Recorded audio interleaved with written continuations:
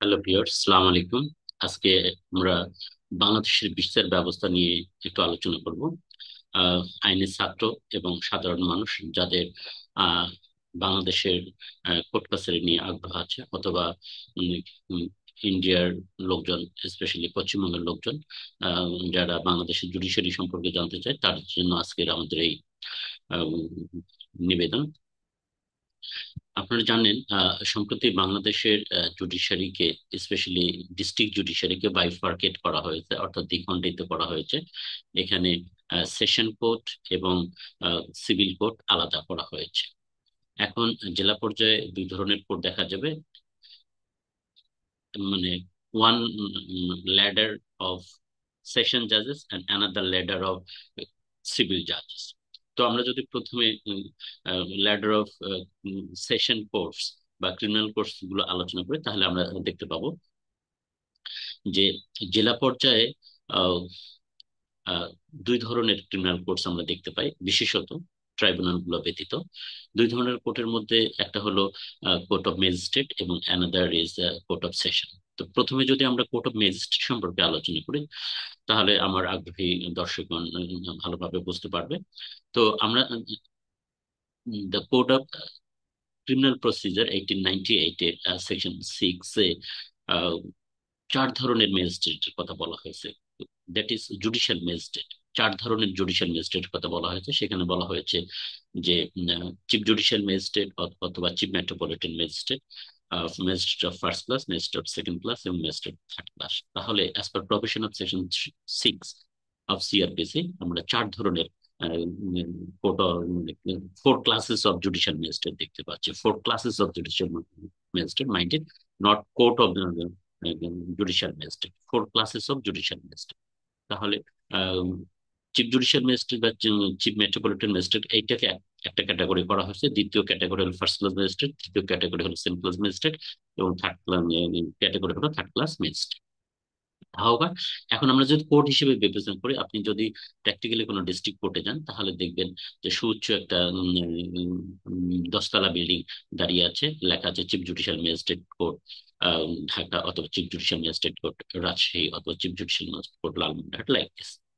দেখেন, এই যে chief judicial magistrate court building এ যদি আপনি যান, প্র্যাকটিক্যালি আপনি চার ধরনের আদালত দেখতে পাবেন, which are functioning as a court of judicial magistrate. তো টপ টু বটম যদি আমরা আলোচনা করি, তাহলে একদম শীর্ষে অবস্থান করছে chief judicial magistrate court, court of chief judicial magistrate court. এই চিফ জুডিশিয়াল ম্যাজিস্ট্রেটের প্রশাসনিক এবং বিচারিক ক্ষমতা আছে, এবং প্রশাসনিক ক্ষমতা বলতে তার আন্ডারে কিছু ম্যাজিস্ট্রেট কাজ করেন, যার তিনি কন্ট্রোলিং অথরিটি বা রিপোর্টিং অথরিটি বলতে পারেন। রিপোর্টিং অথরিটি বলে ভালো হবে।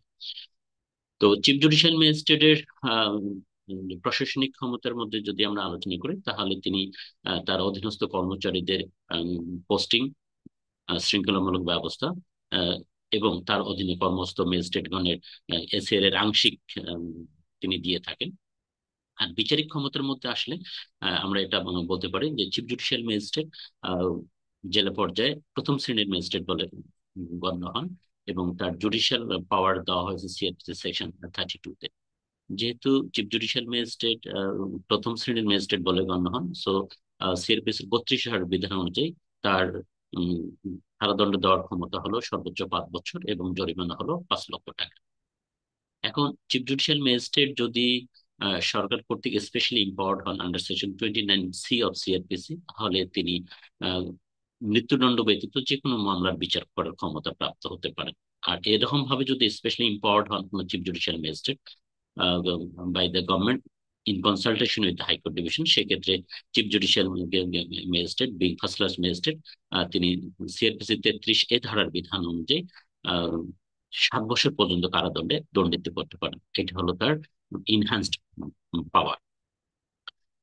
তবে চিফ জুডিশিয়াল ম্যাজিস্ট্রেট যদি কোনো ব্যক্তিকে একাধিক অপরাধে অভিযুক্ত করে বিচার করেন, সেক্ষেত্রে তিনি একাধিক অপরাধে উম, দোষী সাব্যস্ত করে যখন কাউকে দণ্ডিত করবেন, তখন তার যোগফল তার ক্ষমতার দ্বিগুণ হতে পারে। অর্থাৎ তার মূল পাওয়ার হলো 5 ইয়ার্স ইমপ্রিজনমেন্ট, এটা দ্বিগুণ, মানে একাধিক সেকশনে যদি তিনি অভিযুক্ত করে কারো বিচার করেন, তাহলে সেক্ষেত্রে তার উম, শাস্তি প্রদানের সমষ্টি 10 বছর পর্যন্ত হতে পারে। এটা সেকশন 35-এ পাবে সিএলপিসি। এবং একজন চিফ জুডিশিয়াল ম্যাজিস্ট্রেটের অ্যাপিলেট অথরিটিও আছে, অর্থাৎ জুডিশিয়াল ম্যাজিস্ট্রেটের দণ্ডদানের বিরুদ্ধে এই চিফ জুডিশিয়াল ম্যাজিস্ট্রেটে আপিল করা যাবে। তাহলে একজন চিফ জুডিশিয়াল ম্যাজিস্ট্রেটের বিচারিক, আহ, প্রশাসনিক এবং আপিলেট অথরিটি আমরা আলোচনা করলাম, আশা করি ক্লিয়ার করতে পারছি। দ্বিতীয়ত, জেলা পর্যায়ে the court of additional chief judicial magistrate বা এসসিজিএম কোর্ট যেটাকে বলে, এটার যদি আমরা মানে বিচারিক ক্ষমতা, প্রশাসনিক ক্ষমতা বা অন্যান্য বিষয়গুলো দেখি, তাহলে আমরা দেখব এই আদালতের কোনো প্রশাসনিক ক্ষমতা নেই। অতিরিক্ত চিফ জুডিশিয়াল ম্যাজিস্ট্রেটের বিচারিক ক্ষমতা আছে। অতিরিক্ত চিফ জুডিশিয়াল ম্যাজিস্ট্রেট শুধুমাত্র ক্রিমিনাল কোর্টগুলোর বিচার করতে পারবেন, ক্রিমিনাল কেসগুলোর বিচার করতে পারবেন, এবং তিনিও যেহেতু ফার্স্ট ক্লাস ম্যাজিস্ট্রেট হিসেবে গণ্য হয়ে থাকেন, সো ফার্স্ট ক্লাস ম্যাজিস্ট্রেট হিসেবে তিনি আগের মতোই সিআরপিসির 32 ধারার বিধান অনুযায়ী সর্বোচ্চ 5 বছরের কারাদণ্ড এবং 5 লক্ষ টাকা জরিমানা করতে পারেন। এবং তিনি যদি স্পেশালি এম্পাওয়ার্ড হন, তাহলে মৃত্যুদণ্ড আহ, ব্যতীত অন্য যে কোনো মোকদ্দমার বিচার করতে পারবেন, এবং সেক্ষেত্রে তিনি 7 বছরের কারাদণ্ড প্রদান করতে পারবেন। এবং তার কোনো এপিলেট অথরিটি নাই, তিনি আপিল শুনতে পারবেন না। এরপরে আসেন senior court of senior judicial magistrate. Court of senior judicial magistrate, SJM court বলে। তো এটাও সাধারণত এর যে প্রিজাইডিং অফিসার, তিনি প্রথম শ্রেণীর ম্যাজিস্ট্রেট বলে গণ্য হন। তার জুডিশিয়াল পাওয়ার হলো, যেহেতু তিনি ফার্স্ট ক্লাস ম্যাজিস্ট্রেট, 5 বছর এবং 10 লাখ টাকা জরিমানা। তবে তিনি যদি স্পেশালি এম্পাওয়ার্ড হন, আহ, তাহলে মৃত্যুদণ্ড, যাবজ্জীবন কারাদণ্ড এবং 10 বছরের অধিক কারাদণ্ড হয় এমন অপরাধ ব্যতীত যে কোনো অপরাধের বিচার করতে পারবেন, বা বিচার করে সাজা দেওয়ার ক্ষেত্রে তিনি 7 বছরের বেশি পারবেন না। এবং একইভাবে যারা ফার্স্ট ক্লাস ম্যাজিস্ট্রেট বা যে কোনো ম্যাজিস্ট্রেট যদি একাধিক মানে সেকশনে অভিযুক্ত করে কারো বিচার করে, সেক্ষেত্রে আহ, তার ক্ষমতার দ্বিগুণ শাস্তি দিতে পারবে। মানে ইন এগ্রিগেট আর কি, 3টা বা 4টা ধারায় অভিযুক্ত করা হলো, 323 হলো, 324 হলো, বা 25 হলো, বা 406, 420 হলো, এরকম একাধিক ধারায় যখন অভিযুক্ত করে বিচার করবে, তখন তিনি তার যে ক্ষমতা, অর্থাৎ 5 ইয়ার্স, এইটার দ্বিগুণ ক্ষমতা প্রদান করতে পারবেন ইন এগ্রিগেট, একাধিক অপরাধে অভিযুক্ত করার কারণে। এরপরে উম, আসেন chief sorry judicial magistrate. Judicial magistrate court, এই জুডিশিয়াল ম্যাজিস্ট্রেট কোর্ট তিনি সেকেন্ড ক্লাস ম্যাজিস্ট্রেট বলে গণ্য হন, এবং তার শাস্তি হলো 3 বছর পর্যন্ত কারাদণ্ড দিতে পারেন এবং 3 লাখ টাকা জরিমানা করতে পারেন। এবং তার আদেশের বিরুদ্ধে অথবা তার দণ্ডদানের বিরুদ্ধে এই ইয়াতে আপিল করা যাবে, চিফ জুডিশিয়াল ম্যাজিস্ট্রেটে আপিল করা যাবে, বিশেষ করে তার দণ্ডদানের ক্ষেত্রে। তো এই গেল the ladders of judicial magistrate working in district level. ঠিক এই ম্যাজিস্ট্রেসি যখন মেট্রোপলিটন এরিয়া কাজ করে, তখন নাম হয় মেট্রোপলিটন ম্যাজিস্ট্রেসি। এবং আপনারা জানেন মেট্রোপলিটন ম্যাজিস্ট্রেট 3 ধরনের মেট্রোপলিটন ম্যাজিস্ট্রেট কোর্ট থাকে। একটা হলো সিএমএম কোর্ট বা চিফ মেট্রোপলিটন ম্যাজিস্ট্রেট, দ্বিতীয়টা হলো CMM court, sorry additional chief metropolitan magistrate court, ACMM court, এবং থার্ড হলো MM court, metropolitan magistrate court.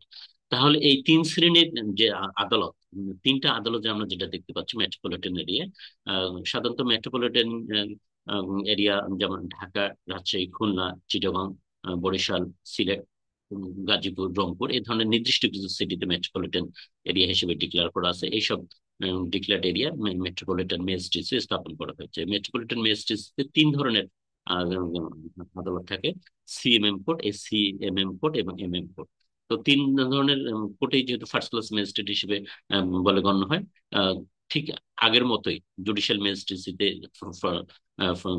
CGM, CMM এবং সিনিয়র জুডিশিয়াল ম্যাজিস্ট্রেট যেরকম পাওয়ার ফাংশন, ঠিক এই আদালতেরও পাওয়ার ফাংশন একই ধরনের।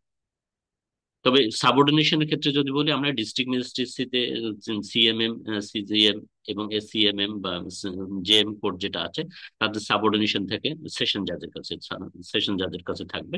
এখন যেহেতু বাইফার্কেট জুডিশিয়ারি, তো সেশন যাদের কাছে থাকবে। ঠিক একইভাবে মেট্রোপলিটন ম্যাজিস্ট্রেসিদের মেট্রোপলিটন কোর্টস, ম্যাজিস্ট্রেট কোর্টগুলোর সাবঅর্ডিনেশন থাকবে মেট্রো সেশন যাদের কাছে। এই হলো judicial magistracy in district level and metropolitan area.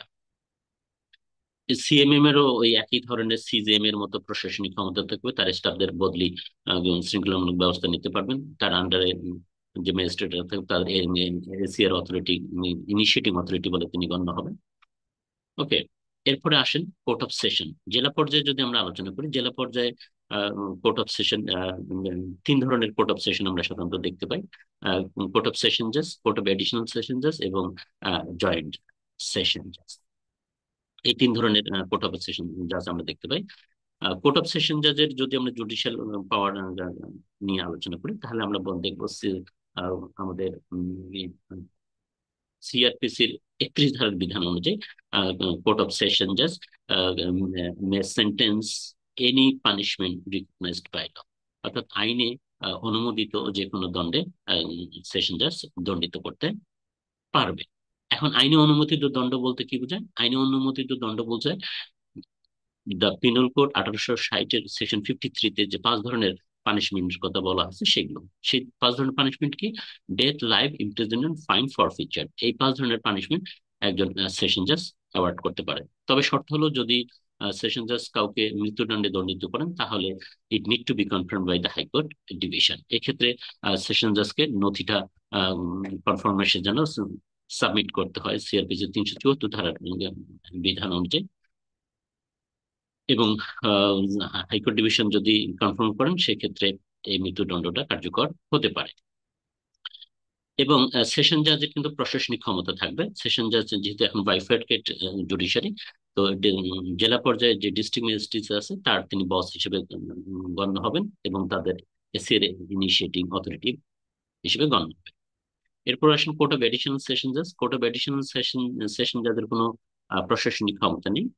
তবে Court of Additional Session Judge exercise all the powers like the Session Judge, অর্থাৎ কোর্ট অফ সেশন যে ধরনের বিচারিক ক্ষমতা প্রয়োগ করতে পারে, একটু আগে আমরা দেখলাম পেনাল কোড সেকশন 53 বিধান অনুযায়ী 5 ধরনের যে পানিশমেন্ট আছে, তারা সমস্তগুলোই এই সেশন এডিশনাল সেশন জাজ প্রদান করতে পারবে। এবং একইভাবে বলা যায়, এডিশনাল সেশন জাজ যদি কাউকে মৃত্যুদণ্ডে দণ্ডিত করে, তাহলে it need to be confirm by the high court division. এরপরে আসেন কোর্ট অফ জয়েন্ট সেশন জাজ। কোর্ট অফ জয়েন্ট সেশন জাজ, as per provision of section 31 of the CRPC, may pass any sentence recognized by law except death penalty and imprisonment not exceeding 10 years. তাহলে যুগ্ম দায়রা জজ, that is joint session judge, may passes any sentence recognized by law, but this court cannot pass the imprisonment of not more than 10 years, not more than 10 years। তাহলে এভাবে মনে রাখলো চলবে। তাহলে আমরা সেশন জাজ এর পাওয়ার অ্যান্ড ফাংশন দেখলাম ডিস্ট্রিক্ট লেভেলে। ঠিক একইভাবে মেট্রোপলিটন এরিয়া মেট্রো সেশন জাজ বলে একটা কোড আলাদা আছে। এখানেও 3 ধরনের মেট্রো সেশন জাজ আছে। Metropolitan এরিয়াও court of metro session জাজ, court of additional metro session জাজ এবং court of joint metro session জাজ। এদেরও ঠিক একই ধরনের পাওয়ার ফাংশন আছে, unlike the district session. So এগুলোর মধ্যে কোনো পার্থক্য নেই। ডিস্ট্রিক্ট সেশন জাজের যেমন প্রশাসনিক ক্ষমতা আছে, তেমনি ভাবে মেট্রো সেশন জাজের প্রশাসনিক ক্ষমতা আছে। দ্যাট ইজ তার অধীনে অধীনস্থ যে কর্মচারীদের তাদের শৃঙ্খলামূলক ব্যবস্থা গ্রহণ, প্রমোশন এগুলো যেমন নিতে পারবেন, এবং তার অধীনে কর্মরত সেশন অন্যান্য সেশন জাজদের তিনি এসি এর ইনিশিয়েটিং অথরিটি বলে গণ্য হবে। তো বাংলাদেশের ক্রিমিনাল যে বিচার ব্যবস্থা জেলা পর্যায়ে এবং মেট্রোপলিটন এরিয়া, এই ধরনের কোর্টগুলো কাজ করে। এবং এই ক্রিমিনাল কোর্ট জেলা পর্যায়ে এবং মেট্রোপলিটন এরিয়া, এদের appeal revision shall lie to the high court division. সেক্ষেত্রে হাইকোর্ট ডিভিশনে এই court of criminals working in district level or metropolitan area, এগুলোর আপিল ডিভিশন লাই করবে হাইকোর্ট ডিভিশন। তাহলে এখন যদি আমরা আলোচনা করি যে ডিস্ট্রিক্ট সিভিল জুডিশিয়ারি বা জেলা জজশিপ, তাহলে আমরা দেখব যে এখানে জেলা পর্যায়ে এই সিভিল জুডিশিয়ারি আছে, মহানগর এরিয়ায় কোনো সিভিল জুডিশিয়ারি নেই। নেই। তো সিভিল জাজ হিসেবে there are 5 types of civil courts working in the district level, established under section 3 of the Civil Courts Act in 1987। এবং এখানে 5 ধরনের কোর্টের মধ্যে হলো কোর্ট অফ ডিস্ট্রিক্ট জাজ, কোর্ট অফ এডিশনাল ডিস্ট্রিক্ট জাজ, court of additional, court of joint district জাজ, court of senior assistant জাজ, কোর্ট অফ অ্যাসিস্ট্যান্ট জাজ। এই যে 5 ধরনের কোর্ট আছে, এর যদি আমরা মানে টপ ডাউন আলোচনা করি, তাহলে দেখবো যে একদম সবার উপরে আছে আহ, আমাদের ডিস্ট্রিক্ট জাজ কোর্ট। ডিস্ট্রিক্ট জাজ কোর্ট তিনি যে কোনো ধরনের মামলার বিচার করতে পারেন, সিভিল মামলার বিচার করতে পারেন, as per provision of section 18 of the civil courts act 1987। তেমনি ভাবে তার প্রশাসনিক ক্ষমতাও আছে, তার অধীনে কর্মরত অতিরিক্ত জেলা জজ, যুগ্ম জেলা জজ, senior senior judicial, senior senior assistant জাজ এবং অ্যাসিস্ট্যান্ট জাজ, তাদের তিনি এসির ইনিশিয়েটিভ অথরিটি, এবং তার অধীনে যে কর্মরত যে স্টাফরা আছে তাদের তিনি শৃঙ্খলামূলক ব্যবস্থা গ্রহণ এবং প্রমোশন, পোস্টিং এর ব্যবস্থা গ্রহণ করতে পারেন, বা এই ক্ষমতা তার আছে। আর জেলা জজের এই আদি এখতিয়ার ব্যতীত আবার তার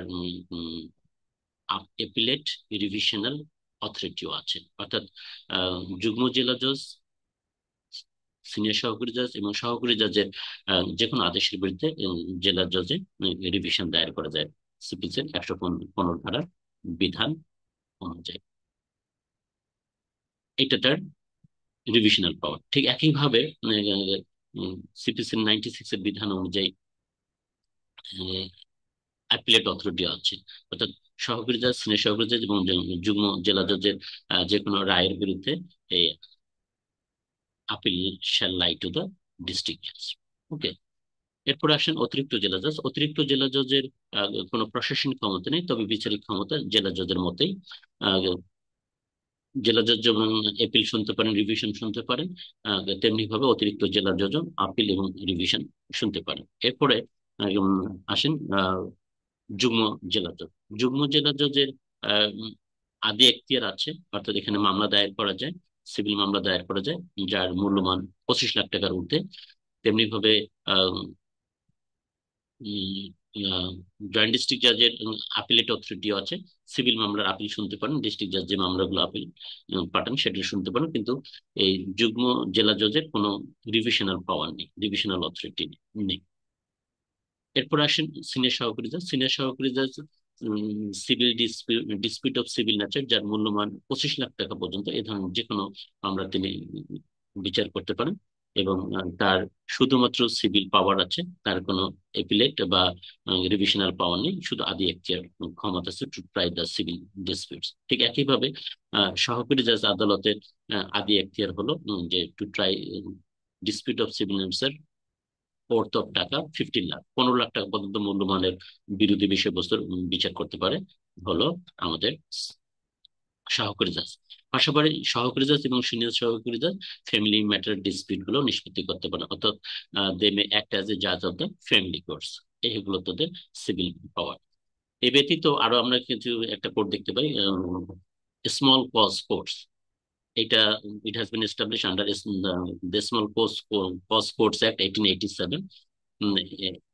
যে সকল দেওয়ানি প্রকৃতির বিরোধ যার মূল্যমান সর্বোচ্চ 25,000 টাকা পর্যন্ত, এই স্মল কজ কোর্টস তার বিচার করতে পারে।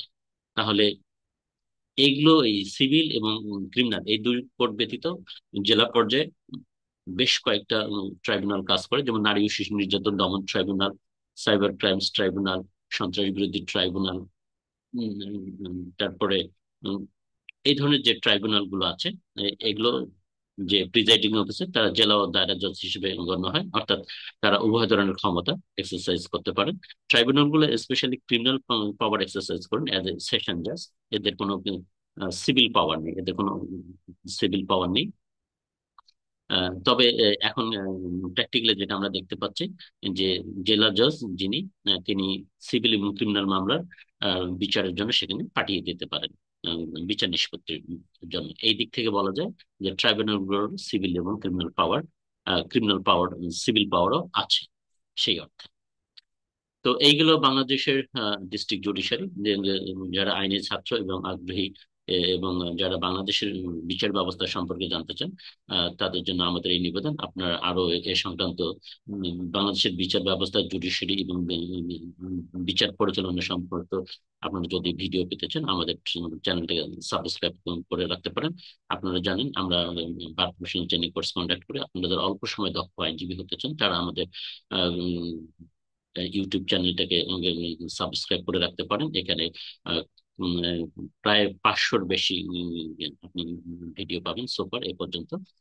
আহ, আমাদের সঙ্গে আপনারা অনলাইন এমসিকিউ টেস্ট দিতে পারেন। তো thank you for watching this video on behalf of Badalla academy.